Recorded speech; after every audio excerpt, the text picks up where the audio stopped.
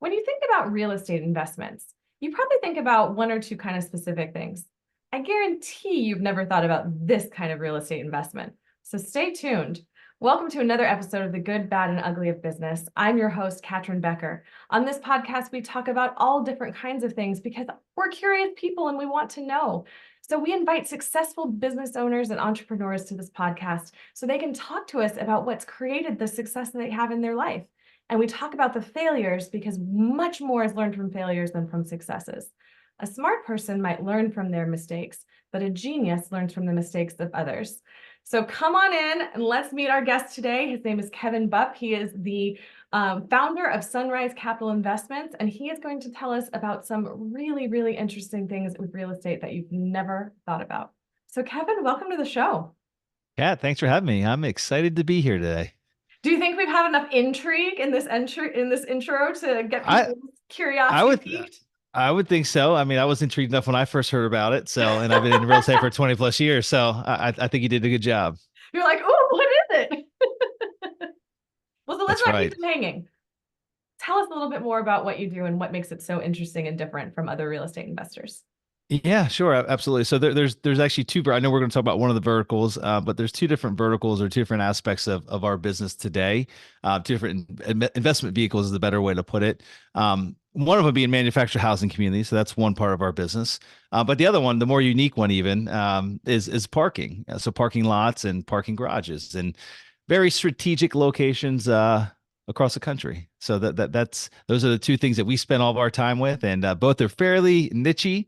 But parking lots definitely, again, it's one of those things we chatted about, we joked about that we've all parked somewhere, we paid to park somewhere. We knew that someone owns it, that someone's making money off of it, but never really went any further than that. But ultimately, I did about 7 years ago and decided that we were going to add it to our company and one of our verticals, and have grown to love it quite a bit over the years. So with Well, that, we own parking. it's such an interesting thought because I think that, we're not necessarily a cash-based society much anymore.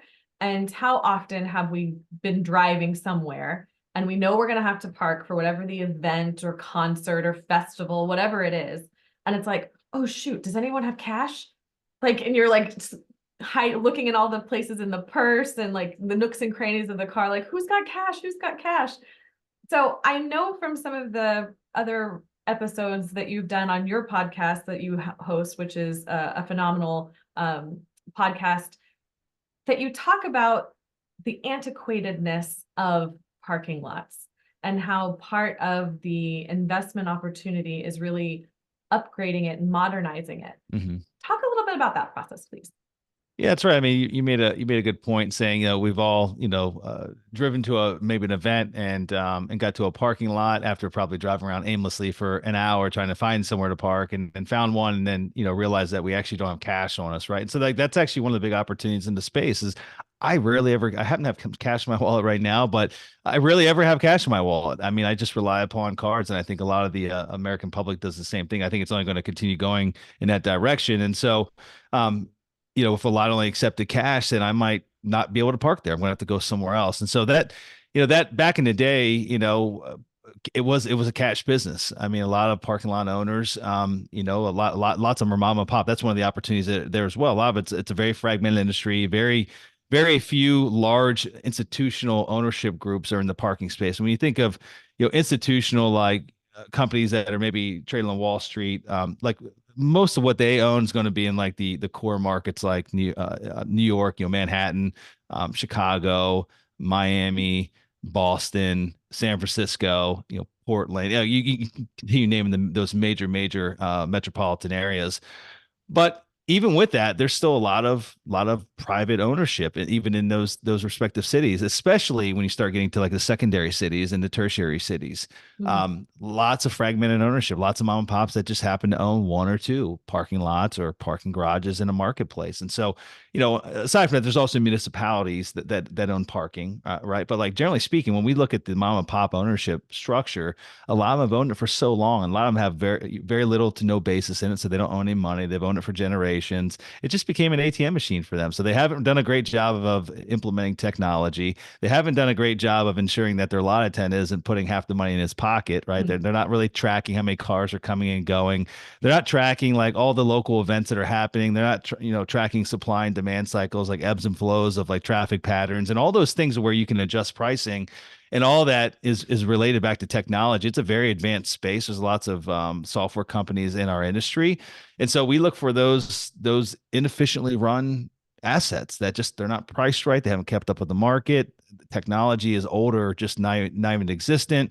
Um, on top of that, there's a lot of parking assets that we come across that are owned by these older families that they just haven't put money back into it. They've taken all the money out, but they actually haven't put it back in. And so you got crumbling asphalt parking lots. You've got parking garages that they haven't sealed the concrete in a long time. So you park in there and all of a sudden you walk out and your car's got like white spots on it from like Mm. calcium deposits dripping on it. I mean, it's quite often that we run across this stuff. And so to us, we see opportunity there. If it's a really well located asset in a phenomenal market in what we like to call as an irreplaceable location, Mm. we can fix all those other aspects and we can find a lot of opportunity, a lot of money, monetary gain by fixing all those broken things. And so that's what really attracted us to the asset class. It's very similar. Like that's kind of the same thing that attracted us to manufactured housing many years back. It's kind of the same thing. It was very fragmented. Lots of mom and pop owners, groups or mom and pops that have owned for many decades, 40, 50 years sometimes. And like, they hadn't kept up with market rates. They haven't, kept up with general inflation, even on just keeping rents high enough to make up for increases in taxes and insurance expenses. They haven't fixed water line breaks or water line leaks underneath the earth where like, it's just, they're, spilling out $100,000 plus a year of excess expenses that can easily be repaired. Just things like that they just lose sight of over time. And again, we see opportunity in that. And it's so beautiful to see it in opportunity because, trailer parks don't have a great reputation. That there's definitely a certain image that comes to mind when we Hmm. think about those. And I know it's coming a long way and, having them as manufactured homes. They've got a great rebrand happening. But what sort of first drew you into that space to begin with? Manufactured housing, is that the Yes. question? What Drew was Yeah. saying? Yeah, so I've owned many different types of real estate. Backing up. So I've been a full time investor since I was 20 years old. I bought my first single family investment property. I'm 45 now, so I've been at it quite some time. And along the way, before we started buying manufactured housing, I've owned hundreds of single family rental properties. I've owned hundreds of apartment units in apartment complexes. I've owned other types of commercial real estate, and I've always really circled back to housing, right? Like it's one of our necessities. We need a roof over our head, right? And so, Yeah. like there's a massive need for a roof over your head. On top of that, there's a massive need in the country for affordable housing, like clean, quiet, safe, affordable housing, and the best school districts and in the best parts of town. And manufactured housing actually offers that. So you made a joke about manufactured housing, the naming convention of it. And it's funny because they started out, way back when as really RVs were the first. And then they found that like a lot of RVs started becoming stationary in places like Florida and Arizona, like, in the Sun Belt regions. And people just kind of kept them there. And then they used them as like second homes. And then this new trend of like regular manufactured housing came out, or back then they were called mobile homes or trailers. Trailers because they basically were birthed from RVs, and then mobile homes became the new name. And they're not really all that mobile. They cost a lot to move and they cost a lot to set. And so, like 98% of homes that leave a manufacturer and go to a community, they stay there. They don't leave. Right. They never go anywhere. Um, and so, I would say manufactured housing is it's an accurate statement, but it's more akin to that of like higher quality housing, still affordable, higher quality, like not old metal trailers in a park that have been there for 40 years. In fact, I was just looking at an opportunity we're looking at before we jumped on the call here, and I would very much classify as a manufactured housing community. These are all like double wide homes. Some of them look like traditional ranch style houses, but they just happen to be built in a factory. They've got 2 car garages. They've got decent sized yards. They just happen to rent their yard rather than own it in a fee simple manner. And so, um, Kat, I just went on a rant there. I forget the original question that you asked me about. What's got? Oh, so back to the point, like what got us into it. And so I got introduced to it by accident, like a lot of these things go. Same way that in a similar way I got introduced to parking, but I had gone through the Great Recession, had a lot of challenges with my portfolio, and was looking for a way to rebuild. This is like 2000, late 2011, looking for a way to rebuild and kind of. I thought it was going to be multifamily. I saw there was a lot of efficiencies in multifamily than that of owning a bunch of single family homes. And I just happened to have a lunch with a guy that I was introduced to by a mutual friend, and his name was Randy. He had been a banker for 30 years, commercial banker, and he retired and bought a couple mobile home parks here in Florida. And I didn't know that going into the lunch meeting, nor did I have an interest in mobile home parks. But I went and had a lunch with him, and he asked me what I do, asked him what he does, and then he just went on a rant for a good 2 hours about why mobile home parks are the best thing ever, and he piqued my interest enough that I left there saying like I'm going to go buy one of these. I'm going to go figure out how to buy one, learn as much as I can, buy one, and then prove Randy right or wrong. And like that's literally how it started. And so some of the big benefits of like he kind of compared it to multifamily, traditional multifamily investments. And one was like the turnover rate's so much lower because these folks own their home. They own the unit in there. And so it's very akin to that of someone living in a subdivision and owning a single family stick built home. So we've got residents that live in some of our communities. They've lived there for more than 40 years. I think we've got a few Wow. that are 50 years. Right. So you got really low turnover rates. And when someone does move, they tend to put their home up for sale, continue paying the lot rent to us, the park owner. Someone else buys their home, takes over that financial responsibility. So there's never a hiccup. You don't got the situation where someone moves out, you got to go in and renovate the Vacant. unit. You got 3 months of Yeah. no rent coming in, and so like you get that whole downtime with its traditional rental home. And so on top of that, we're not repairing the roofs of these homes, the plumbing when it breaks, the AC when it breaks. I mean, our job is to maintain the common area and the infrastructure. So we typically own all the roads, own all the water lines, sewer lines, common areas like clubhouses and swimming pools and amenities and things like that. But generally speaking, it's a lot less management intensive than owning, a 200 space manufactured housing community is very different than owning 200 apartment, multifamily apartment community that are all Sure. rentals, Sure. right? There's things breaking all day long in those 200 rentals, and there's things breaking in the regular homes, But it's not the your manufacturing, responsibility. but it's not my responsibility, right? We're Yeah. not getting called about it. And so amongst many other things, it's just some of the big benefits that will really attract us to the space and what drove us there. And lastly, affordable housing is a major need in this country. I mean, everyone knows that it's a problem. And if you don't, you've at least heard it on the news, probably a dozen plus times.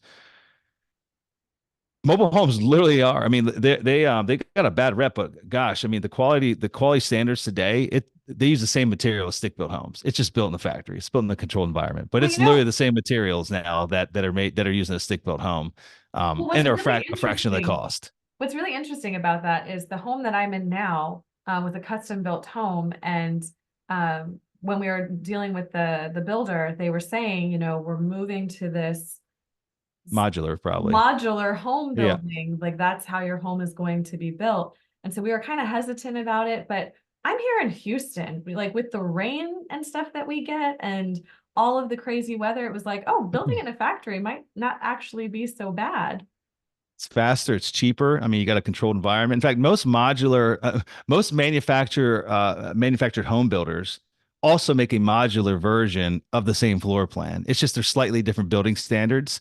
Yeah. HUD governs manufactured homes, and then whatever designation that governs stick-built homes in like your state governs the modular aspect of the build. And so very similar standards of like wind load ratings and roof load ratings and spacing of studs and walls and all that stuff. Like it's very very close. And so like we've got homes here in Florida.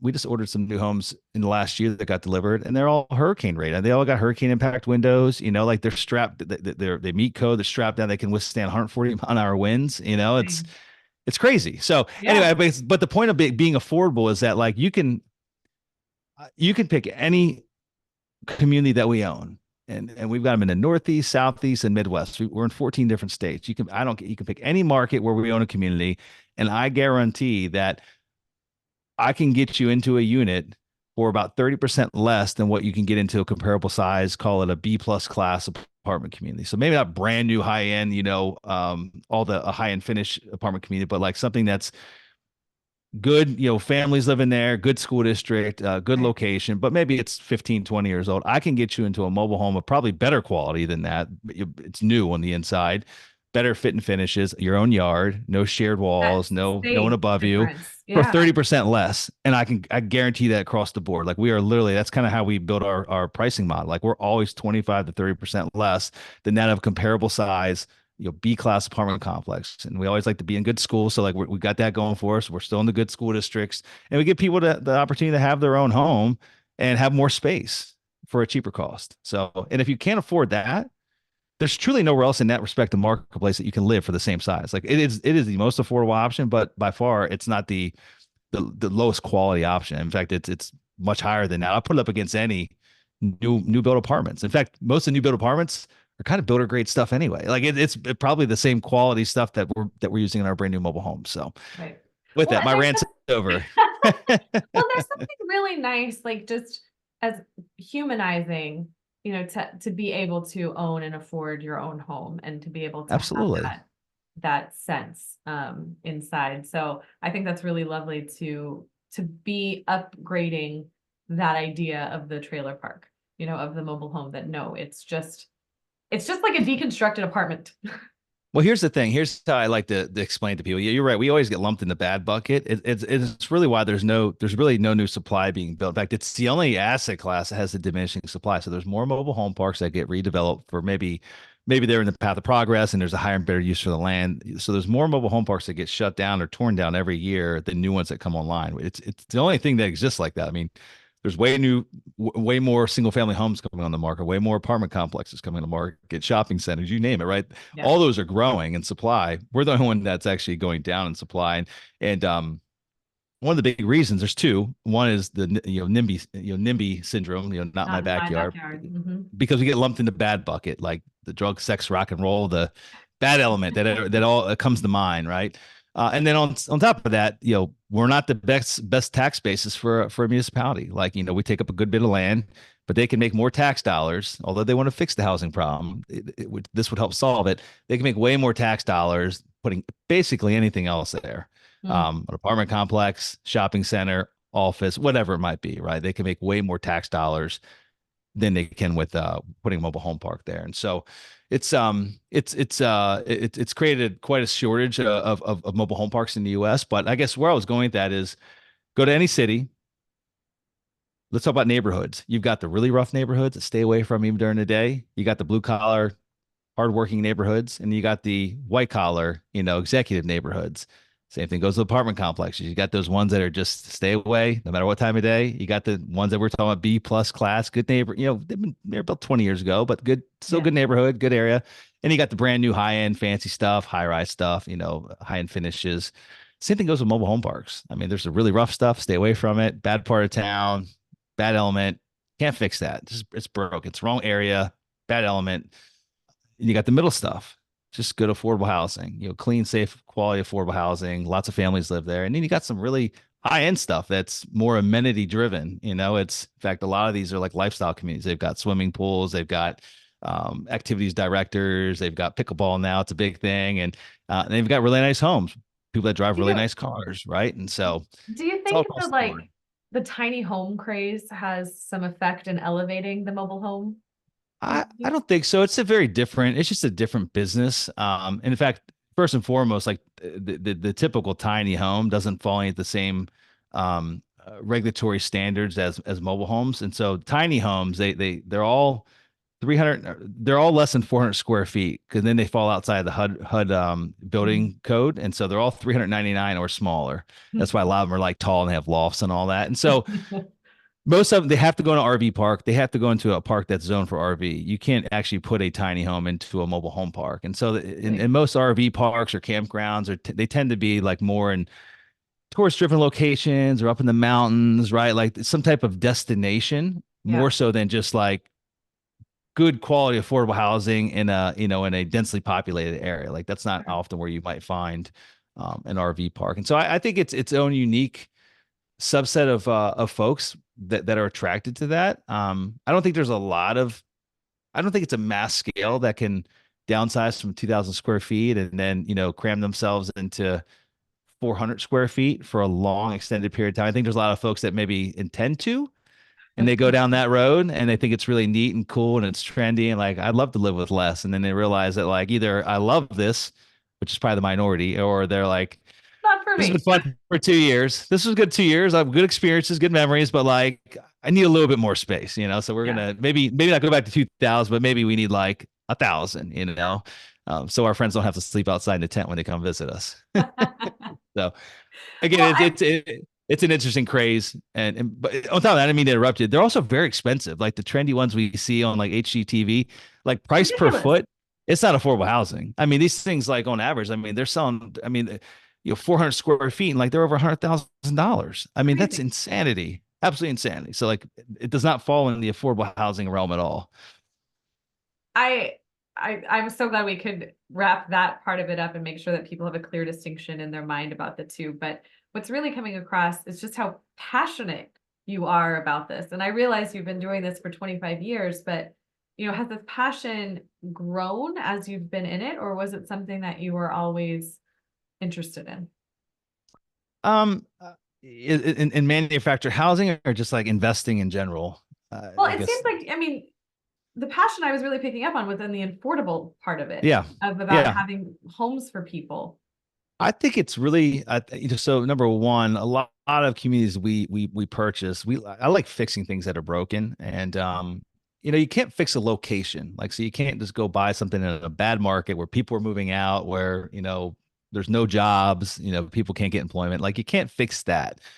But if you give me a property that's been mismanaged and it's in a good part of town, it's got good schools, because even folks that make $10 an hour, they want to send their kids to good schools, right? It just is what it is. And so I like taking things like that are somewhat blighted and have been mismanaged for a long time. Because like number one, you find there's still really good folks that live there and they've just dealt with it. They've put up with the crap for however many 10, 20, 25, 30 years. And a lot of them have stories about what it used to be, right? Like it used to be so nice and our roads didn't have potholes in them. And, I didn't have these they used to do background checks, and I got these fools living to either side of me that like I don't let my kid out and play in the yard, like all that kind of stuff. Gosh, That the stories we hear, and it's fun to be able to fix that. It's fun to be able to actually fix that aspect of it, make people proud of their community again, and then offer a really high quality product for a very affordable price. I know it's just something that's like there's definitely a feel good aspect to that, and I don't know another niche that would allow one to do that, especially given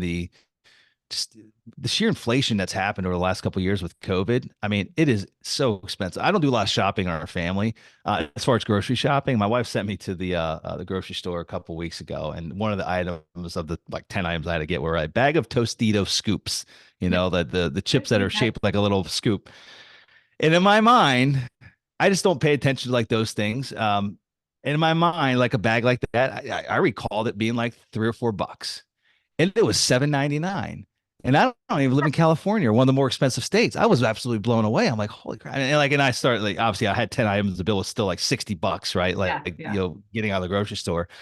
And so like being able to actually afford and it hits the lower, the lower income demographic, obviously a lot heavier, right? Because they're still buying the same stuff and their dollar doesn't necessarily go as far. And Right. being able to give them like the housing's the piece. Everyone needs that. Like let me take that burden off your plate and give you something that's quality. It's gonna, keep you warm, keep you cool in the summer, keep you warm in the winter, keep you cool in the summer, keep you dry when it rains, allow you to raise your family, have some great memories with your family, not share common walls with in an apartment complex, be able to pull your cars right out front, have friends over, have picnics in the yard, and do that at a very affordable rate. I think that's pretty cool. So. That's really cool. It's really cool. So what, as we're kind of wrapping up the interview here, um, you know, you didn't know that parking lots was going to become a thing until you found out about it. So is there anything else like that you think is coming that's super niche like this, or is it just there's just no way to tell until it's in your lap? Yeah, I mean, so I just for clarity, so like in our business, we only focus on two things. We don't like to go outside of our lane. We like to like just really do what we're really good at, and we become really good at mobile home parks and parking. But outside of that, on a personal level, like I there's a lot of other types of real estate I have personal capital and with maybe other groups that kind of do what we do, but they specialize in a different area. And so like I think I don't know if there's a secret, like or like another like niche that people just haven't yet discovered. Maybe I'm sure there probably is, but I think there's plenty of money to make. I think the opportunity is still very strong, like owning self-storage facilities, even though you see Mhm. them going up everywhere, and but it's a booming industry. Assisted living facilities, so for the aging population, it's massive right now, and it's like literally over the next 20 years, like we need more assisted living facilities to support the aging population. And there's a litany of others, medical office, for again the expanding aging population to support that and provide services. So those aren't really niches per se, like they're kind of their own vehicle, but I think there's a lot of opportunity in all of that. I guess it really depends on what you want to do, and I like finding like the parking thing. I don't know if there's like another something like that might come along in the next 5 or 10 years. I'm sure there will be, but I wouldn't spend too much time just waiting and looking for that next thing that no one knows about. I would actually spend time like honing in on whatever thing you can get in alignment with, whatever vehicle, if it's real estate, and just go all in, become the expert in that one respective niche, because they all make money if you do it right.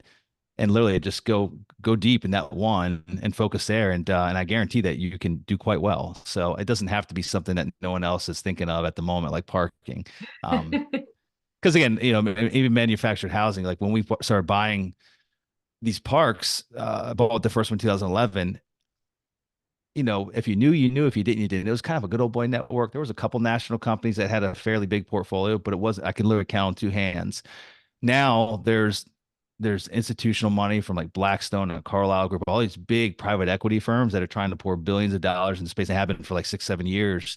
And there's no new supply coming. And so, but even then, even with this increased demand, but no new product, we've still found a way to make money in the sector. There's still room for us, even with all these other bigger groups coming into the space. So, again, I wouldn't wait around trying to find that micro niche or that new thing, that shiny object that might or might not come. Just pick one, whether it's a business or real estate, whatever it might be, and just go all in and do it great. So. Well, it's great advice just in general. Like so many times people get hung up in waiting on that next new thing instead of just moving forward. And if it comes, it Yeah. comes great. Do you do any work with teaching other people how you do what you do, or is that mainly through your podcast or your book that you had, which was a #1 bestseller? All yes and no. So we used to have a program years back where we, put together a lot of kind of basically took our systems of processes we built internally and put it in an educational format in the mobile home park space. It's just, getting pulled in many different directions. We decided that it was best use of our time to focus on our investments and not try to be the educators as well. It's really difficult to do both and be great at them. And so we stopped doing that. And ultimately, so like as far as like education, I mean, I'm always willing to hop on a call or chat with somebody if they truly have an interest in what we do. Um, the podcast, I talk a lot about what we do I've got two different podcasts. One I do on a regular basis. Um, I've been doing it for like 10 years, real estate investing for cash flow. But then the other one called the Mobile Home Park Investing Podcast, I did it for about 3 years. And I think there's about 120 or 130 episodes up there. And it's a lot of that information is still relevant. It was me Mhm. mostly just talking about like our business, what we do, how we do it. And so if someone has an interest in learning about the mobile home park space, go listen to that. Literally, go listen to 130 episodes. There's probably 100 hours of information related to the business of what we do. And then lastly, the book. The book is kind of a compilation of all of the above, just kind of poured into a book format. My 20 years in different asset classes, mobile home parks, parking, and then also a lot of the stuff I've learned. I've interviewed, I don't know how many thousands of really smart individuals over the last 10 years, and Sure. just taken away a lot of information from those. Lots of guys that were way more successful than I and have done way bigger things, and just tried to take a golden nugget away from each one of those and drop it in the book. So I love it. And then that lives on. And so that it's lives on. always there and it's always part of it. So if someone hears this podcast and thinks, oh man, Kevin is where it's at, I want to learn more. How do I work with him? How can the people work with you? Yeah, so if you want to reach out through our company website, you can learn a little more what we do there. We do bring in outside capital from high net worth individuals and investors, partners of ours. You can go to investwithsunrise.com. You can learn more. We've got a lot of case studies up there of deals that we've gone full cycle on. We've got deals that we currently own today. We share a lot of. We're very transparent. Like we have like appraisals on the website of deals that we bought. We kind of have the business plan of what we're doing with this particular property, and so if anything else, it's an educational website where you can learn quite a bit about the industry and what it is we do. And then outside of that, Kat, kevinbupp.com, my personal website. That's where I host my podcast. They can go there and listen to episodes or find it on iTunes or Stitcher or Spotify or all the other places that people listen to podcasts nowadays. So Well, this has been so great, and it's given me so much more to think about. I love that we kind of, we were talking about real estate, of course, but I love the kind of different angle to it, and a different way of thinking about it. And that it's just such a great reminder for everyone that no matter what industry we're in, what we're doing, kind of take a look at some of the things that you're doing routinely, like the parking lots. Where are those areas where there can be some improvements, and that it can help people as well as help your pocket. So thank you so That's much for right. being here, Kevin. Thanks for having me, Kat. It's been a lot of fun. I've had fun. Listeners, I hope you have fun too. I know you have. I know you've enjoyed this episode. Please make sure to like this episode, share it with your friends. If you haven't subscribed yet, please do that so you don't miss any other episodes like this with so much great information and knowledge and those elusive golden nuggets. Until next time, everyone, have a great day.